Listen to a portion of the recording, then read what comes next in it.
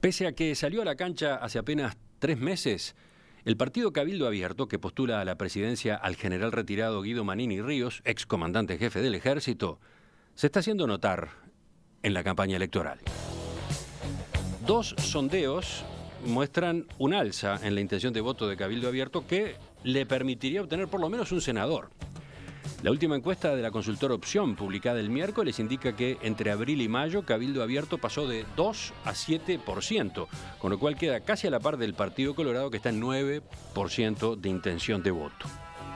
Por su lado, la encuesta de Radar, publicada hace 3 semanas, mostró que Cabildo Abierto había pasado de 5 a 6% entre marzo y mayo, ubicándose como la cuarta fuerza política. Después de una recorrida amplia por todo el interior, en estos últimos días, antes de las internas, el partido está concentrado en actividades en Montevideo sobre todo. ¿Cuáles son sus propuestas principales? ¿A qué aspira esta nueva formación política? Vamos a conversar en los próximos minutos con el general retirado Guido Manini Ríos. General Manini, buen día. Gracias por acompañarnos otra vez. Buenos días a usted.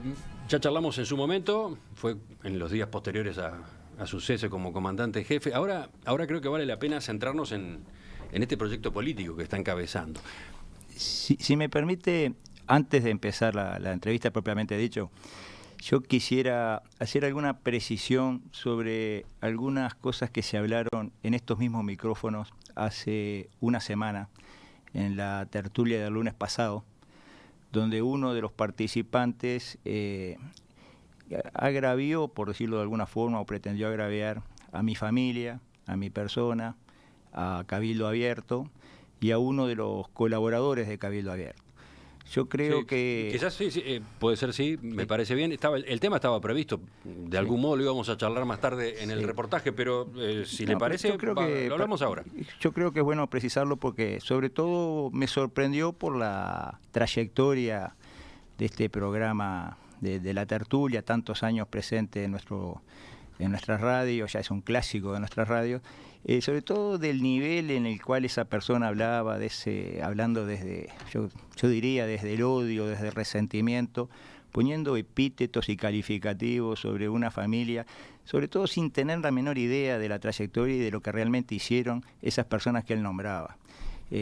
Hablaba de mi abuelo, de mi padre, de mi hermano. Yo creo que mi abuelo, por ejemplo, fue uno de los impulsores principales, redactor y defensor de la ley de las 8 horas, entre otras tantas cosas de neto contenido social, y fue una persona política de la cual se le podrá decir cualquier cosa menos ponerle el rótulo de fascista así a la ligera como se puso.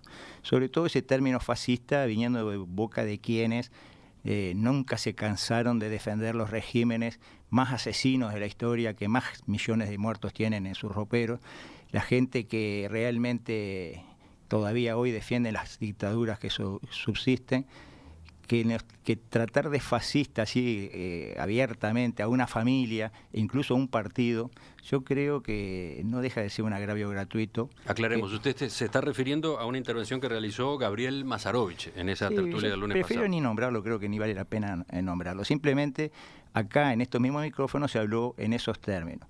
Pero lo más grave de todo es que se le endilga a uno de los colaboradores de Cabildo Abierto el rótulo de asesino, cuando nadie, ni la justicia, ni nadie jamás lo acusó de asesino. Basta simplemente leer los expedientes, ponerse por dentro de qué se trata. Entonces yo creo que esa ligereza y esa forma en la cual se refirieron no está de acuerdo al nivel de lo que debe ser, o de lo que siempre fue la tertulia, ese programa que usted dirige desde hace tantos años. Me parece, a mí me chocó, me pareció que no correspondía. Por supuesto, viniendo de quien viene, de gente que está acostumbrada a hablar desde el odio, desde el resentimiento, sin ningún tipo de análisis lógico de las cosas, uno relativiza un poco, pero quería hacer esa precisión simplemente antes de comenzar. Ya que lo menciona, la alusión a uno de sus colaboradores y y con ese calificativo de asesino que usted mencionó, era a propósito de Eduardo Radaelli, ¿no? Sí, sí, Radaelli... Un ex militar que fue condenado en Chile por los delitos sí. de secuestro y asociación ilícita en el caso de Berríos, ¿no? La desaparición y muerte pero en todo caso, del chileno Eugenio Berríos, que ocurrió acá en Uruguay, ¿no? Ese caso acá en Uruguay fue archivado por falta de pruebas, después se reabrió en Chile con dudosos testimonios y terminó siendo, digamos, procesado allá en Chile. Cumplió lo que tenía que cumplir, que en ningún caso fue asesinato, como dijo acá alegremente el participante de la tertulia. Y a mí aparte me llama la atención que quien dice eso no tiene ningún problema en participar en partidos que han presentado listas y han tenido senadores, eso sí, comprobadamente asesinos, que también que pagaron sus cuentas con la justicia, pero que también pero que fueron eso sí asesinos, ¿no? Entonces calificar de asesino alegremente a alguien al que nadie, ninguna causa judicial ni siquiera lo acusa de eso, me parece demasiado a la ligera y que no está en el nivel que tendría que estar o que siempre estuvo un programa como La Tertulia que usted dirige. Sí, difícil controlar la forma en que se da la discusión en esas tertulias. No es ese el camino por el cual queremos que se den los debates, pero cada tanto ocurren, cada tanto se pasa la raya y los dichos van por el camino que usted recién estaba reseñando. Pero ahora, ya que mencionó usted el caso de Radaelli, usted a la hora de evaluar justamente la incorporación a su movimiento Cabildo Abierto, ¿de qué manera tuvo en cuenta ese antecedente de la justicia de Chile, esa condena por los delitos de secuestro y asociación ilícita? Mire, en todo caso, primero que nada tengo mis serias dudas de la veracidad de eso que se da tan por seguro, cuando acá la propia justicia uruguaya archivó el caso por falta de pruebas. Pero en todo caso, sea lo que sea, ya pagó con la justicia. Entonces, ¿qué vamos a seguir condenándolo eternamente? Radaelli es un colaborador y... ¿Qué papel juega en Cabildo Abierto? No, es uno de los tantos colaboradores que hay. La verdad que no importa papel que juega, simplemente que es una persona que está cercana al movimiento. Y bueno, y va a continuar, aunque a algunos no les guste, pero lo que no se le puede es acusar de lo que no es, de lo que nunca fue y de lo que nunca nadie lo acusó aparte. Enseguida volvemos ya para ordenar la entrevista a partir de lo que estaba previsto. General Manini, Cabildo Abierto se presentó en sociedad en marzo y usted asumió como candidato a comienzos de abril. Todo es muy reciente, ¿no? Entonces, ¿ya han conformado estructura política en todo el país? Sí, inmediatamente el partido se abocó a la organización. Teníamos tiempos, aparte tiempos legales, y bueno, se conformaron 60 y pico de agrupaciones, es decir, de listas a lo largo y ancho del país que van a ser las opciones que van a tener los electores el 30 de junio para votar en Cabildo Abierto. Va a haber listas en todos los departamentos, una lista nacional, o sea, para la convención nacional en cada departamento, y varias listas, en algunos casos como Canelones una veintena de listas, en otros son 2 o 3, hay algún departamento que hay una sola, pero en todos hay listas, o sea, hay una estructura armada, hay locales, nosotros le llamamos cabildos a nuestros locales, abiertos en todo el país, decir que ya, digamos, la estructura va agarrando forma y bueno, y realmente lo que está marcando esta campaña es el entusiasmo de la gente que se acerca a esa estructura. Justamente ante la sorpresa que provoca ese despliegue de Cabildo Abierto y la recepción que está teniendo, hay interpretaciones distintas, ¿no? Por ejemplo, el nuevo ministro de Defensa, José Bayardi, decía que una explicación es que usted usó su cargo con fines políticos, que en los últimos meses, el último año y pico, con todas las salidas que tuvo de manera pública, con las pulseadas con el Poder Ejecutivo, de algún modo estaba construyendo esta plataforma. Bueno, no voy a volver sobre el ministro Bayardi, ya he dicho un par de veces de que él generalmente opina muy a la ligera de muchos temas. En este caso, a mí me caben 2 reflexiones. Primero, yo durante más de 40 años en el ejército como oficial, tuve más de 40 años de oficial, he tenido miles y miles de subordinados en distintos destinos en que estuve, pero miles y miles de los cuales la inmensa mayoría están vivos. Habría que preguntarles, hacer alguna investigación periodística o de la que se quiera hacer sobre concepto de lo que yo hice durante esos 40 y pico de años, y yo le puedo asegurar que mi conducta cuando yo era alférez a los 20 años, capitán a los 30, jefe a los 40 o coronel a los 50, siempre fue la misma. He tenido aparte sanciones no tan sonadas, porque la del año pasado, esa de los 30 días, fue demasiado publicitada, pero he tenido sanciones de ese tenor a lo largo de mi carrera, y muchas veces por temas muy similares. Es decir, que yo puedo exhibir que actué de la misma forma desde el día que egresé como oficial hasta el día que dejé el cargo hace un par de meses, de la misma forma. Entonces, ¿qué conclusión se saca? Que yo empecé a hacer política a los 20 años, utilicé mi cargo para hacer política desde los 20 años. La otra consideración que me merece este tipo de aseveraciones es, entonces, por ejemplo, el ingeniero Daniel Martínez utilizó su cargo desde la Intendencia de Montevideo para proyectarse a la política. Se discute eso. Eso se discute, efectivamente. Bueno, o la ingeniera Cose utilizó el Ministerio de Industria y el Antel Arena para dedicarse a la política. Se discute. También se discute, por supuesto. Pero yo digo, todos, vamos a algo más. Andrade utilizó el programa Todas las Voces y utilizó su protagonismo como sindicalista. Decía, todos los políticos, la primera importancia es ser conocidos, y son conocidos porque vienen de alguna actividad en la cual se los conocieron, la gran mayoría, ¿no? Fueron conocidos, salvo alguno que tuvo que hacer una propaganda para que lo conocieran, pero digo, la gran mayoría vienen de algún lugar desde donde se hicieron conocer. Pero eso no quiere decir que desde que entraron en el cargo pensaban en la política. Por supuesto que yo, de esos 40 años, los últimos 4 donde fui comandante en jefe y estuve expuesto públicamente por razón de cargo, porque en el ejército prácticamente que la única persona que adquiere protagonismo mediático es el comandante, porque es el que es el vocero, es el que habla en los actos, etcétera.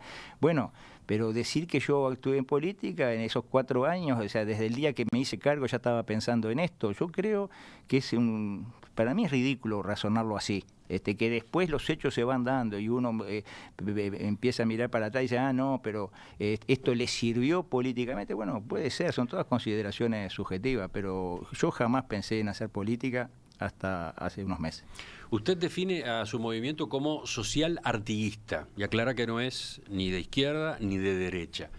¿Qué es eso del social artiguismo? Nosotros, pretendemos o decimos que somos artiguistas. Y el artiguismo es un movimiento que hace 2 siglos, liderado por nuestro principal caudillo, era de neto corte social. Es decir, social en el sentido de proteger a los más frágiles de la sociedad. Artigas, a diferencia de otros próceres del continente, tenía una singular cercanía con los últimos estratos de la sociedad, principalmente con los indios, que eran considerados lo más bajo de la sociedad, solamente por encima de los esclavos. Incluso con los esclavos de la familia Artigas él tuvo un trato muy particular. Pero aparte, todas sus políticas o sus documentos más esenciales están cargados de un neto contenido social. Decir artiguismo y decir social artiguismo son sinónimos, porque el artiguismo es social. Nosotros, al ponerle el término social artiguismo, o sea, cuando se organizó el movimiento y se le puso el término social artiguismo, se mostraba el especial énfasis en lo social, en esos grandes sectores de nuestra sociedad que están dejados al costado del camino, que por políticas que muchas veces quienes las llevan adelante se dicen socialistas o que buscan lo social, pero que son políticas que los eternizan en la situación de dependencia y de marginalidad. Nosotros creemos que una auténtica política social artiguista es una política que los ayude a salir de esa situación. Llama la atención cómo usted evoca justamente Artigas, la figura Artigas durante sus actos de campaña, esos que denomina cabildos abiertos. Por ejemplo, usted ha dicho, Artigas convocaba a la gente a cabildos abiertos, que eran esto, la reunión de su gente con el conductor. La reunión de su gente con el conductor. Es un mensaje donde usted resalta a un líder fuerte, a un caudillo. ¿Usted se siente ese conductor? No, yo creo que la gente lo que está buscando hoy es alguien que dirija las cosas del país hacia las soluciones que está buscando, que está pidiendo a gritos. Uno percibe a lo largo y ancho del país una suerte de indignación por las cosas que están pasando. La gente busca a alguien que que timonee ese barco que sienten que está a la deriva. El conductor hoy es un paralelismo, un sinónimo del político que tiene que agarrar el toro por las guampas y sacar adelante al país. La pregunta vendría por este lado. ¿Qué está primero, el partido o el líder? ¿Cómo conciben ustedes este movimiento? ¿Los partidos son instituciones de intermediación con la ciudadanía? Sí, por supuesto que son, esas son aparte, son las reglas del juego, y el Cabildo Abierto es un partido estructurado, por supuesto con nombres no conocidos por la ciudadanía en su gran mayoría, por justamente no venir de la política partidaria tradicional. Es un partido, pero todos los partidos tienen que tener conductores que marquen los grandes lineamientos de hacia dónde va el partido. No existe el partido totalmente horizontal donde todos opinan y valen exactamente lo mismo, no. Los partidos tienen que tener liderazgos, y de hecho los tienen. Todos nuestros partidos tienen sus liderazgos, y esos liderazgos son los que marcan los lineamientos generales, y muchas veces son los que alinean, por decirlo de alguna forma, a la indiada atrás de esa dirección. Y es importante el liderazgo en los partidos. No es esencial y no es solo el líder. Por supuesto que el partido tiene una estructura, y esa estructura tiene que ir en el sentido de los lineamientos que marca quien lo dirige. Usted ha destacado también la figura de Nardone como un caudillo, Benito Nardone. ¿Se identifica con él? ¿Qué es lo que rescata de Chicotazo? Nosotros hicimos un paralelismo cuando estamos historiando qué significa Cabildo Abierto. Cabildo Abierto es una vieja institución de cuño hispánico que viene de la época pre-independencia, una institución que funcionó mucho en la época de Artigas. Era la convocatoria de la gente en las plazas para decidir los grandes temas que afectaban al pueblo oriental. Fue un cabildo abierto el que designa a Artigas jefe de los orientales, es un cabildo abierto el que decide que el pueblo oriental acompaña al ejército en su marcha hacia el norte, dando lugar a lo que después se llamó el éxodo del pueblo oriental. Cabildos abiertos eran esas expresiones populares. Eso desaparece con la Constitución del 30. Los constituyentes del 30, ignoran a la institución cabildo en toda su acepción, y resucita nuestra historia a mediados del siglo XX de la mano de Benito Nardone Chicotazo. Yo, más que evocar o que hablar de la figura de Nardone, lo que yo hago es evocar a los cabildos abiertos en nuestra historia y cuándo fue que resurgieron. Resurgieron en el siglo XX, desaparecido el movimiento ruralista y muerto Nardone, eso se volvió a enterrar, no apareció más, y nosotros pretendemos en cierta forma reactivar esos cabildos abiertos, porque entendemos que es una forma de democracia en la cual la gente participa mucho más activamente y está en contacto con quienes los conducen. Enseguida, en la segunda parte de la entrevista con el general Guido Manini Ríos, vamos a explorar cuáles son los temas prioritarios en materia programática, por qué además elige esos, cuándo va a estar pronta una propuesta. General Manini, hablábamos del social artiguismo que identifica a Cabildo Abierto. Ahora, en su discurso hay un fuerte componente nacionalista. ¿De dónde viene? Bueno, es coherente con el artiguismo, ¿no? Si Artigas fue un defensor del derecho particular de los pueblos, como se llamaba, de la autonomía de los pueblos de carne y hueso, no el pueblo en forma abstracta, el pueblo de Montevideo, el pueblo de Colonia, el pueblo de Córdoba, la autonomía de los pueblos, es decir, que ese tipo de celo por defender lo que siente la gente del lugar, eso es lo que hoy se puede, hacer cierta similitud con el nacionalismo, es decir, la intención de que las cosas, los problemas de los uruguayos los arreglemos entre los uruguayos y no que nos vengan con recetas de afuera a decirnos lo que tenemos que hacer, que nos vengan con libretos, a veces con ciertas cargas ideológicas que nos hacen hacer esto o lo otro. Sí, acá estoy recordando una frase de su discurso del otro fin de semana en el acto en Plaza Comensoro. Dijo que no va a seguir ortodoxias económicas que se aprenden en universidades de otras latitudes, que a veces nos las imponen como dogmas y evitan que el país pueda encontrar soluciones a sus propios problemas aplicando recetas de otros lugares. Sí. ¿Qué son esas ortodoxias que nos imponen desde afuera? Bueno, ¿a cuáles se refería? Bueno, muchas veces hay muchos dogmatismos, y sobre todo en todos los aspectos, pero sobre todo en materia económica, que hacen que el Estado uruguayo cumpla a rajatablas con determinadas recetas, cuando a veces esas no son las mejores soluciones para sus problemas. ¿Usted se refiere a organismos internacionales o se refiere a, no sé, think tanks, grupos de pensamiento con determinadas ideologías? Combinación, las dos cosas. A veces son exigencias de organismos internacionales, a veces son esos grupos, los think tanks, que imponen en cierta forma sus ideas. Acá tenemos muchos economistas y gente que en definitiva son decisores en materia económica que razonan de esa forma. Nosotros lo que decimos, por supuesto que pregonamos un control de los grandes números, el país no puede entrar en un descontrol populista de esos que se terminan gastando lo que no se tiene, endeudando al país por décadas para adelante en forma irresponsable.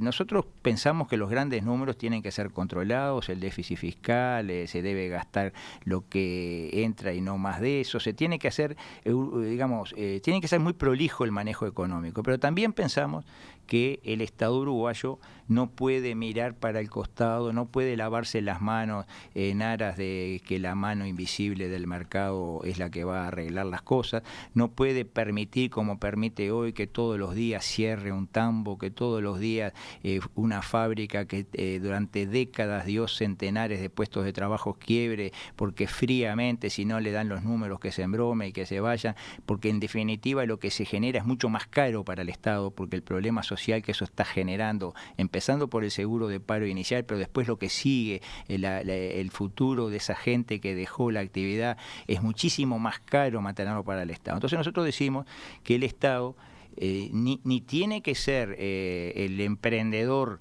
que lleve a las pérdidas millonarias a las que nos ha llevado muchas veces emprendimientos alocados, pero tampoco tiene que ser un Estado que se lave las manos en las cosas. Por eso nosotros decimos que la ortodoxia o a veces los lineamientos que vienen desde Adam Smith para adelante, del Estado mínimo, de no meterse, etcétera, etcétera, no es la receta para un país como el Uruguay. Y un último apunte para terminar de ubicar a su partido desde el punto de vista ideológico. Se lo nota a usted muy identificado también con el concepto de la patria grande, ¿no?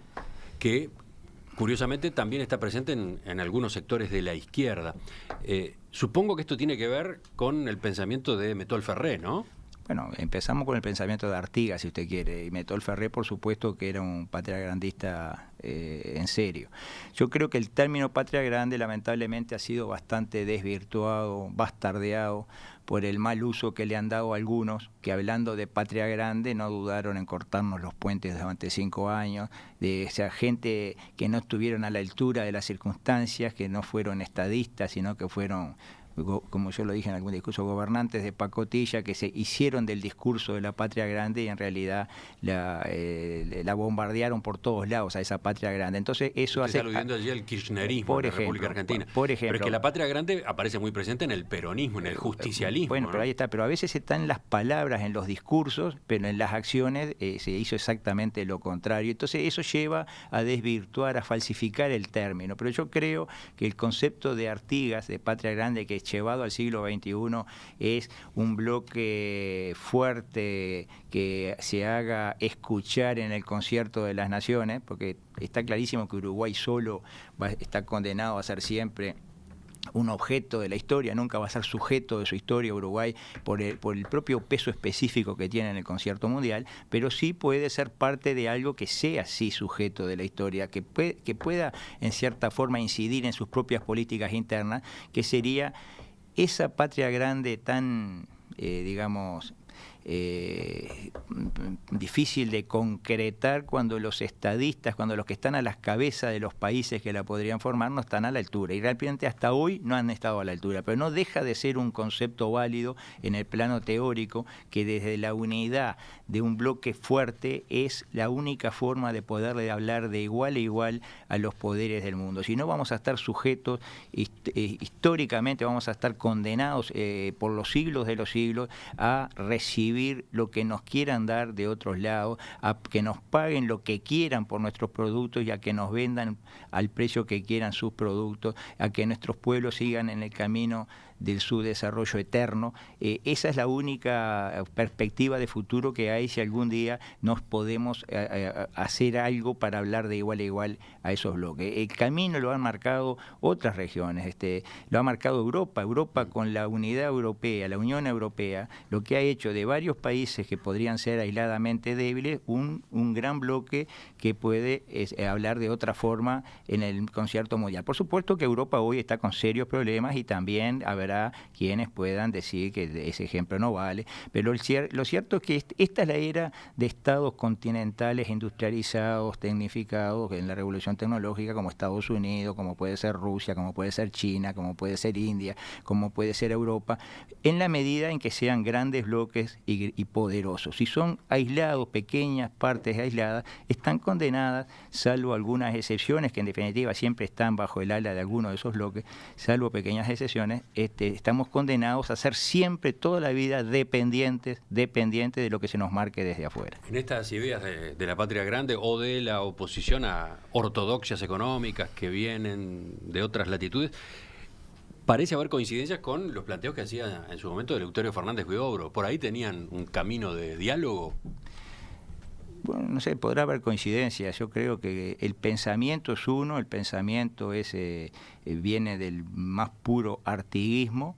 Si Huidobro o algunos otros que estaban a la izquierda, por supuesto que también lo sabrá en lo que se considera la derecha, que razonen de la misma forma, eso, quienes coincidan con ello no cambia nada. Acá nosotros lo tomamos del artiguismo y no lo tomamos de ninguna otra persona, pero sí podría haber habido coincidencia, como también había. Se lo comento porque usted ha marcado en más de una ocasión coincidencias que tenía en las conversaciones con el entonces ministro de Defensa, que fue de algún modo quien lo promovió como comandante en jefe. Sí, yo siempre hablé de las coincidencias en el tema de las soluciones a los problemas administrativos y operativos de los cargos que yo desempeñé, primero como director de Sanidad Militar y después como comandante jefe del Ejército, dependiendo de él. En ese plano, nunca hablé de coincidencias en el plano político y sí, a veces coincidíamos en las visiones de la historia, sobre todo historia del siglo XIX.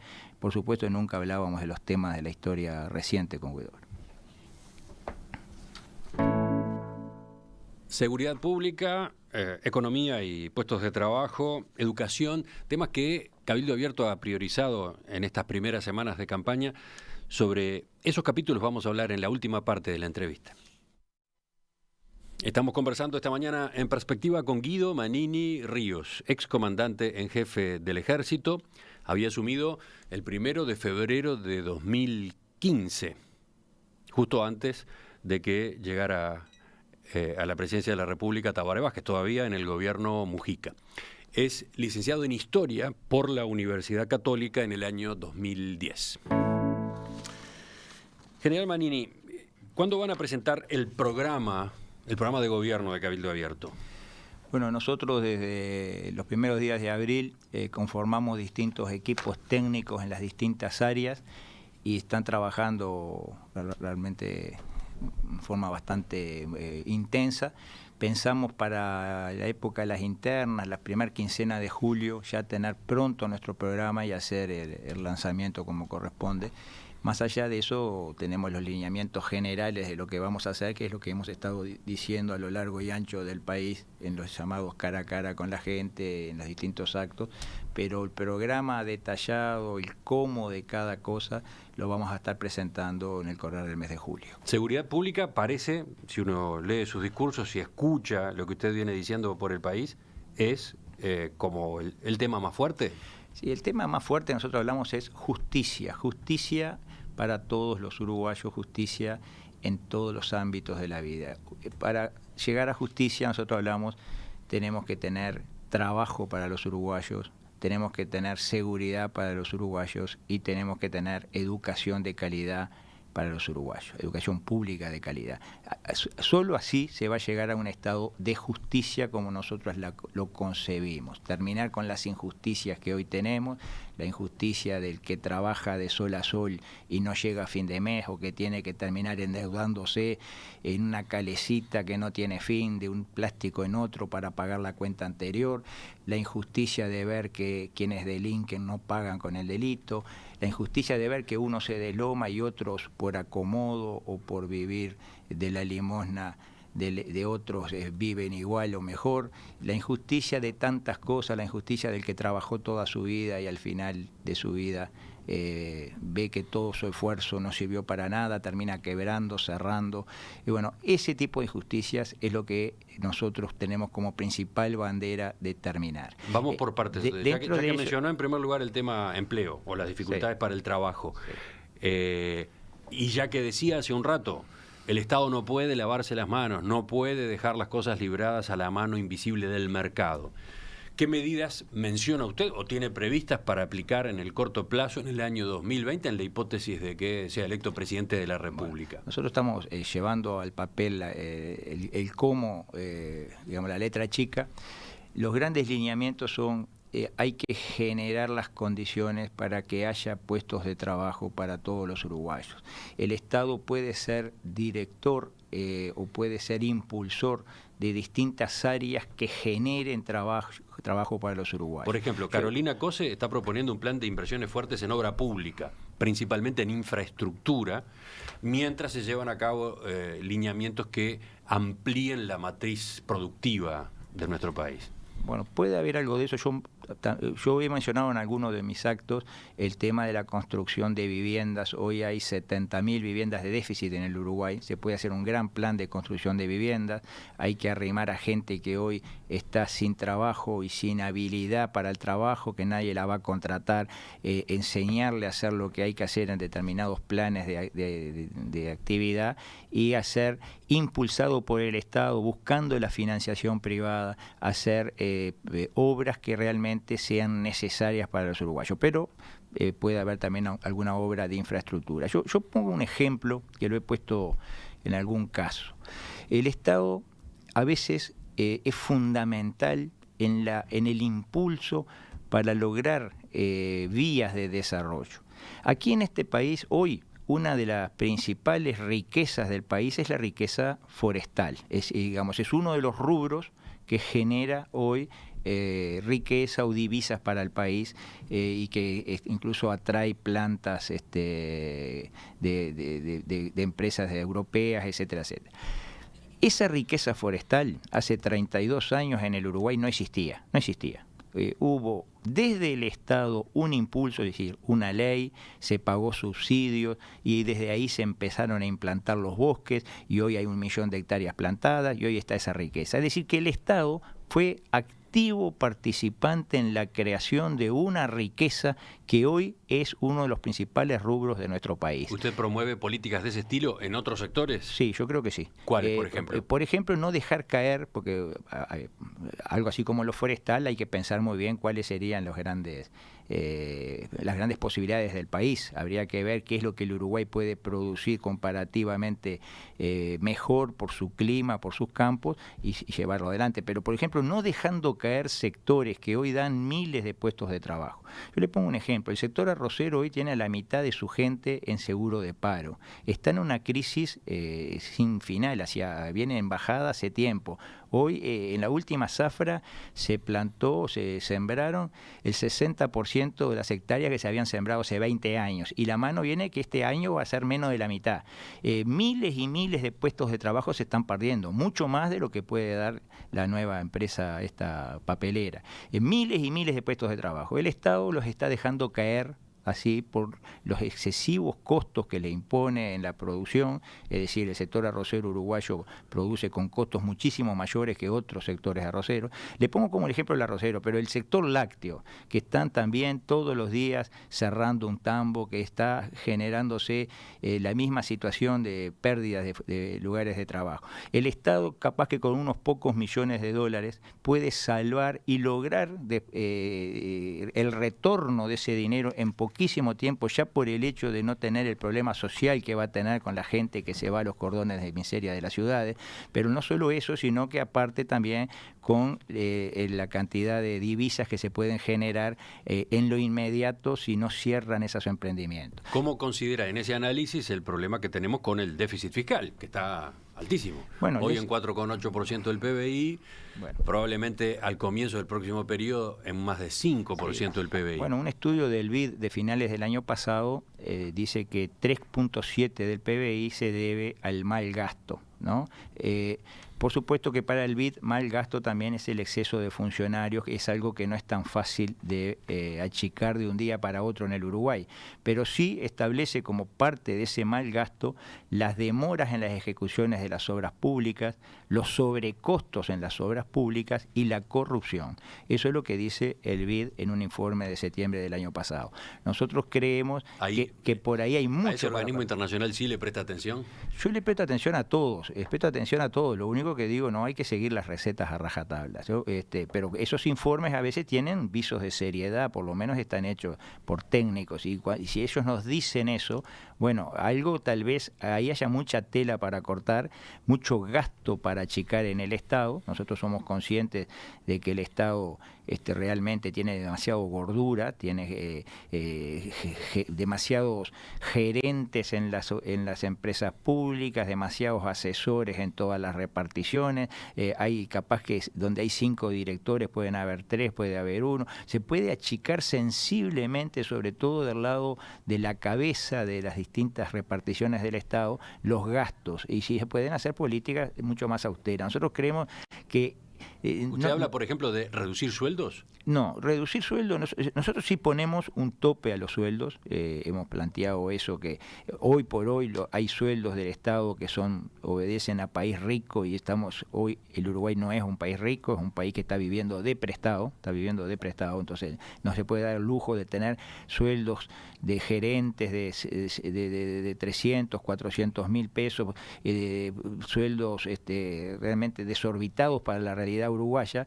Nosotros hemos hablado en algún momento de poner un tope, de poner el número que se dijo fue de 12 veces el sueldo mínimo que paga el Estado, algo así de 200 y pico de mil pesos, y a partir de ahí hacer una escala en la cual los sueldos del Estado sean sensiblemente menores a los que son hoy, en un proceso que por supuesto no ataque los derechos adquiridos, lo que está ganando hoy, pero en algo que se comience en un momento para que, llegado un tiempo prudencial, todo el mundo esté ajustado a esa escala de valores. Usted decía, en ese concepto de justicia que pregonan, otro rubro fundamental es la seguridad pública. Y en esa materia, ¿por dónde van? Bueno, la seguridad pública, nosotros primero no coincidimos con la propuesta esta que se va a plebiscitar de una Guardia Nacional a partir de militares. Creemos que esa no es la solución, aparte de muchos inconvenientes que genera y aparte de no corresponder cambiarle la actividad a quien desarrolló una carrera con una determinada vocación. O sea, no estamos de acuerdo con ese plebiscito que se convoca ahora para el mes de octubre. Pero sí creemos que se pueden tomar una batería de medidas que abarquen las distintas áreas en las cuales hoy está colapsando el ataque a la inseguridad. Nosotros hablamos de, primero, la policía. A la policía hay que darle el respaldo necesario para que pueda actuar, para que no tenga las manos atadas, para que pueda hacerse respetar, para que pueda actuar con eficacia y con eficiencia. A la policía hay que darle instrucción periódica, a la policía hay que restablecerle la cadena del mando, a la policía hay que organizarla, llevarla nuevamente cerca de los vecinos, restablecer la presencia de las comisarías en los barrios. Hoy tenemos comisarías cerradas o con un solo policía actuando. A la policía hay que darle en definitiva buena gestión. Hoy lo que tiene la policía es una pésima gestión. Ese es un aspecto, un capítulo de esa ley de convivencia ciudadana que nosotros pensamos remitir al Parlamento con carácter de urgencia el 1 de marzo del año 2020 si somos gobierno.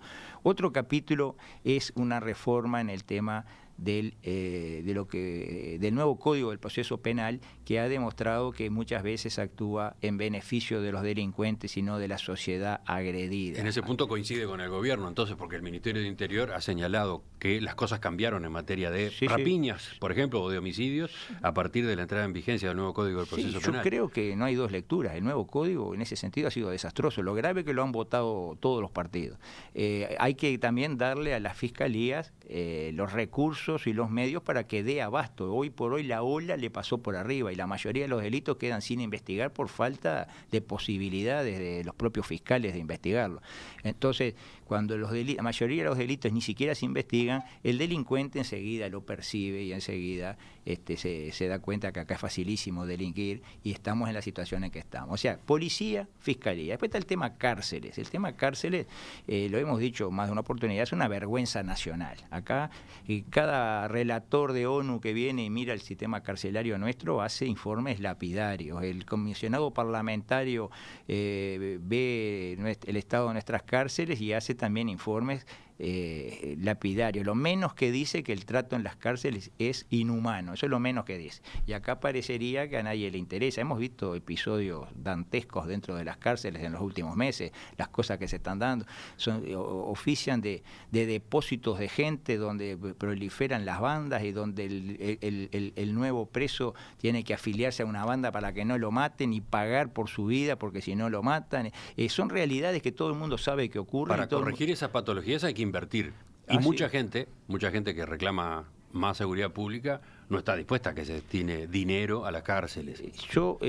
Sí, indudablemente que dinero hay que invertir, pero también yo creo que hay que cambiar una actitud. Yo creo que hay que decir, bueno, acá en las cárceles mandan los guardias, no mandan los delincuentes. En las cárceles, para rehabilitar a los presos hay que hacerlos trabajar. Los presos no pueden estar ociosos todo el día y lucubrando qué van a hacer y qué no van a hacer, y manejando aparte con celulares o con todos los medios modernos, manejando bandas desde adentro de las cárceles o incluso a veces presionando a sus guardias. Yo creo que lo que se está viviendo hoy en las cárceles es dantesco y hay que cambiarlo sustancialmente, y creo que ahí lo primero que hay es que se necesita es la voluntad de ejercer la autoridad en toda su extensión. Se está disponiendo que sea la Guardia Republicana quien se ocupe de la seguridad en las cárceles. Bueno, yo no sé si esa es la solución. No sé si es la solución. Da la impresión de que va en el sentido de lo que usted reclama. Indudablemente que la Guardia Republicana también tiene otras muchas funciones que cumple. Si se la desvía para eso, tal vez deje de cumplir otras funciones. No, se ha aclarado que no, que lo que se va a hacer sobre todo en una primera instancia es pasar a la Guardia Republicana a los efectivos que hoy se ocupan de la seguridad de las cárceles, dotándolos del entrenamiento que tiene ese cuerpo, que es un cuerpo especial, ¿no? Bueno, hay que ver cómo se instrumenta. Tal vez pueda ser una mejora, que eso puede hacer. Nosotros creemos que es necesario crear una cárcel de alta seguridad donde haya un aislamiento efectivo de los delincuentes, una cárcel, incluso nosotros proponemos la posibilidad de que sea operada por militares esa cárcel. Allí sí, ¿habría presencia militar? Habría presencia militar. Hoy hay presencia militar en los perímetros de las cárceles, de las 7 principales cárceles, que creo que eso no está planteado que cese el perímetro militar, ¿no? En el proceso que está siguiendo el Ministerio del Interior, según anuncian, sí, efectivamente va a ir la Guardia Republicana con el correr de los años tomando también esa tarea, la de la custodia perimetral. Hay que ver también las posibilidades que va a tener la Guardia en este momento. Bueno, pero una cárcel operada con un sistema de relevo periódico de toda la Guardia, donde estén recluidos los pesos pesados del delito, los que hoy manejan bandas desde el interior de las cárceles, donde estén los narcotraficantes. Nosotros creemos, y este es otro capítulo, que es esencial para solucionar el tema de la inseguridad, terminar con el narcotráfico. Nosotros creemos que en un país como el Uruguay, de las dimensiones del Uruguay, 3 millones y pico de habitantes, la geografía que tenemos, no es imposible terminar con el narcotráfico, a condición de hacerlo con total firmeza, con determinación, sin corrupción, digamos, agarrando el problema de frente, enfrentándolo con todos los recursos posibles, terminar con la oferta de droga, porque es la única forma de empezar también a recuperar a los adictos, aquellos que son recuperables, darles los tratamientos necesarios con un esfuerzo grande desde el Estado, con la infraestructura necesaria, los profesionales necesarios. Bueno, pero la ley de la marihuana fue impulsada por Fernández Huidobro en particular, en su momento, como una forma de combatir al narcotráfico, de quitarle mercado al narcotráfico. Yo creo que en el poco tiempo que está en vigencia ya se está demostrando que eso no lo logra. El narcotráfico sigue campeante, cada vez vemos aparte más ajustes de cuentas y muertos entre narcotraficantes, cada vez, digamos, no hay estadísticas claras porque no se sabía exactamente el número de adictos anteriores, pero se presume y se percibe que el número de fumadores de marihuana ha aumentado, porque al ser legal ahora, a mí me lo han dicho varios quejándose, digamos, en las puertas de los liceos, en otros lugares ya se siente el olor a marihuana, digamos, ya hay una generalización digamos, del uso de la droga. Se perdió la percepción de lo grave que eso significa para la salud de la gente, porque es el propio Estado que lo vende y lo venden en farmacias. Nosotros creemos que toda la política antidroga que se está haciendo en estos últimos años es negativa, lleva a que cada vez haya más droga, y creo que eso se percibe. La gente me ha dicho varias veces, mire, ahí en la cuadra de mi casa hay 3 bocas de venta de pasta base, y nadie hace nada. Bueno, la política indudablemente está llevando a que cada vez hay más jóvenes, y son miles, que están destruyendo su vida en la droga, y tenemos que hacer un combate total si queremos en cierta forma ayudar al tema de la seguridad, ¿no? Enseguida, la última pregunta para la entrevista de hoy. Manini, para terminar, más allá de que, por supuesto, en estas propuestas que usted ha estado esbozando hay que profundizar y habrá tiempo, supongo, después del 30 de junio, ¿por qué Cabildo Abierto y no un movimiento dentro de uno de los partidos de oposición que ya existen? Por ejemplo, el doctor Julio María Sanguinetti en los últimos días ha dicho que no celebra a los nuevos partidos porque su proliferación perjudica a la oposición en esta coyuntura. Es más, hasta podría pensarse que facilita las cosas al Frente Amplio. Bueno, eso es una opinión del doctor Sanguinetti, yo no estoy de acuerdo. Yo creo que la riqueza de opciones enriquece, valga la redundancia, a la democracia. En definitiva, es la gente la que decide que si un partido tiene vigencia o no tiene, son los votos de la gente. Claro, pero la oposición se encuentra ante el desafío de mostrar capacidad de gobierno, capacidad de ser efectivamente una alternativa al Frente Amplio, por ejemplo, en un referéndum, en un balotaje que pueda darse entre octubre y noviembre. Bueno, eso, en definitiva, ese sentimiento de la gente. Nosotros pensamos que Cabildo Abierto, la inmensa mayoría de quienes están adhiriendo, están realmente por el cambio, y bueno, y naturalmente en el caso de un balotaje en el que no esté presente Cabildo Abierto, nosotros pensamos que vamos a tener posibilidades ciertas de ser nosotros parte de ese balotaje, pero si no lo fuéramos, creo que el grueso de nuestra gente está por el cambio, porque están realmente convencidos de que este país no aguanta 5 años más de lo mismo, que este país tiene que empezar a cambiar el 1 de marzo del año 2020 en muchos aspectos, cambios sustanciales, no parches, y creemos que 5 años más de lo mismo serían lapidarios para el país. Entonces habrá una instancia en el balotaje para que quienes quieran cambiar puedan actuar juntos. Habrá, yo lo estoy hablando como posibilidad, habrá que ver las propuestas. Cabildo Abierto hace sus propuestas, no se ata a las propuestas de ningún partido, ni del Partido Colorado, ni Nacional, ni ningún partido, no se ata porque cada uno tiene su forma de ver los problemas. Nosotros estamos planteando nuestras propuestas y que la gente sea la que decida a quién le va a dar su respaldo. General Manini Ríos, le agradezco que nos haya acompañado esta mañana en Perspectiva. Volvemos a conversar en cualquier momento. Bueno, gracias a ustedes, a las órdenes. En Perspectiva, más que un programa, más que una radio. Ya seguimos con ustedes hasta el mediodía.